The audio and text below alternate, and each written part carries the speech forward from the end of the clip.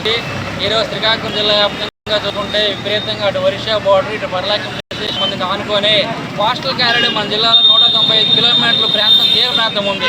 తీర ప్రాంతంలో విచ్చలవిడిగా ఈరోజు డ్రగ్స్ గంజాయి మాఫియా అనేది విపరీతంగా జరుగుతుంది. శ్రీకాకుళం అడ్డాగా విపరీతంగా కాలేజీలకు ఆనుకొని కొత్త పదార్థాల వ్యాపారం అనేది గోన్ సంచులు వేసుకుని వ్యాపారం చేసుకుంటూ ఉండగా బతుకున్నారు. ఈరోజు వ్యాపార రీతిగా ఈరోజు కానీ జిల్లాలో కానీ పోలీస్ యంత్రం కానీ ఎన్కౌంటర్ యంత్రం కానీ పూర్తిగా వైఫల్యం చెందిందని మేము ప్రభుత్వంలో చెప్తున్నాం. ఈ ప్రభుత్వం అధికారంలో వచ్చిన 15 రోజుల్లో హోంమంత్రి గారు చెప్పారు, ఈ రాష్ట్రంలో గంజాయి డ్రగ్స్ మాఫియాని ఉక్కుపాదంతో అరికడతామని. ఎక్కడ ఉక్కుపాదంతో అరికడారు? ఎక్కడ పడితే అక్కడ విడిగా అమ్మాయిల మీద మానభంగాలు అత్యాచారాలు ఈ రాష్ట్రంలో విపరీతంగా జరుగుతున్నాయి. ఎక్కడ పోలీసు యంత్రాంగం అరికడుతుందని చెప్పి మేము ప్రధానంగా డిమాండ్ చేస్తున్నాం. తక్షణమే హోంమంత్రి గారు చర్యలు చేపట్టి ఈ గంజాయి డ్రగ్స్ మాఫియాని అరికట్టే విధంగాను పోలీసు యంత్రాంగానికి పూర్తి పర్మిషన్లు ఇచ్చి వాళ్ళకి ఆ సౌకర్యాలు కల్పించే విధంగా ఈ రాష్ట్ర ప్రభుత్వం చర్యలు తీసుకోవాలని చెప్పి మేము ఏ వైపుగా డిమాండ్ చేస్తున్నాం.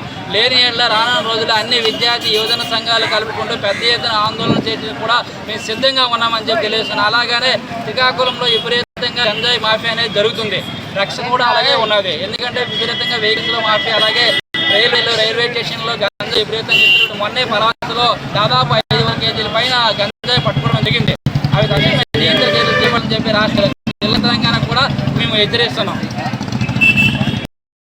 ఏఐవైఎఫ్ శ్రీకాకుళం జిల్లా ప్రధాన కార్యదర్శి మరి ఈరోజు అఖిల భారత యువజన సంఖ్య ఏఐవైఎఫ్ ఆధ్వర్యంలో గంజాయి అలాగే మాదక ద్రవ్యాలు డ్రగ్స్ వ్యాపారం అరికట్టాలని రణస్థలం మండల కేంద్రంగా ర్యాలీ మనోహారం అనేది చేపట్టడం జరిగింది. మరి దాని ప్రాముఖ్యమైన ఉద్దేశం ఏంటంటే విద్యార్థులు యువత మత్తు పదార్థాల బారిన పడి వారి యొక్క జీవితాన్ని చిన్నాభిన్నం చేసుకున్న పరిస్థితి స్పష్టంగా కనిపిస్తూ ఉంది. విద్యావంతులైన వారు కూడా ఈ గంజాయికి ఎడిక్ట్ అయ్యి వారి యొక్క జీవితాన్ని నాశనం చేసుకున్న పరిస్థితి చూస్తున్నాం. మరి మొన్ననే పద్మతి యూనివర్సిటీలో చూసినట్లుగా అయితే భార్యాభర్త కలిసి ఆ యొక్క స్నేహితులుగా ఉన్న స్నేహితులకి గంజాయికి ఎడిక్ట్ చేసి ఆమెను మరలా మానభంగం చేసిన తర్వాత 5 లక్షల రూపాయలు డిమాండ్ చేసిన పరిస్థితి మొన్ననే తిరుపతిలో జరిగింది.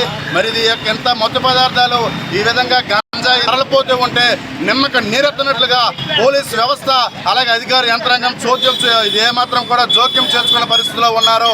వెంటనే విద్యార్థుల యువత జీవితాలు నాశనం అయిపోతూ ఉన్నాయి.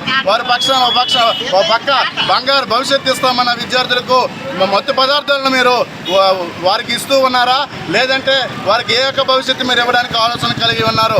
ఏ వైపుగా మేము ప్రశ్నిస్తూ ఉన్నాం. వెంటనే మత్తు పదార్థాలను బ్యాన్ చేయాలి. మత్తు పదార్థాలు తరలిస్తున్న వాహనాలను సీజ్ చేయాలి. అలా విధంగా పాన్ షాపులు ఎక్కడ చూసినా సరే గుట్కా కైనే వ్యాపారం చక్కగా జరుగుతూ ఉంది. ఆనాడు ఏం చెప్పారు? గుట్కా కైనే వ్యాపారం మేము నిషేధిస్తున్నాం అన్నారు. ఏం నిషేధిస్తూ ఉన్నారు?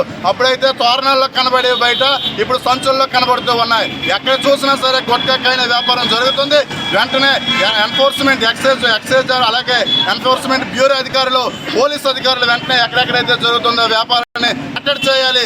లేదంటే పరోక్షంగా ప్రత్యక్షంగా అఖిల భారత యువజన సమాఖ్య పోరాటం చేస్తుందని ఈ విధంగా తెలియజేస్తూ ఉన్నాం.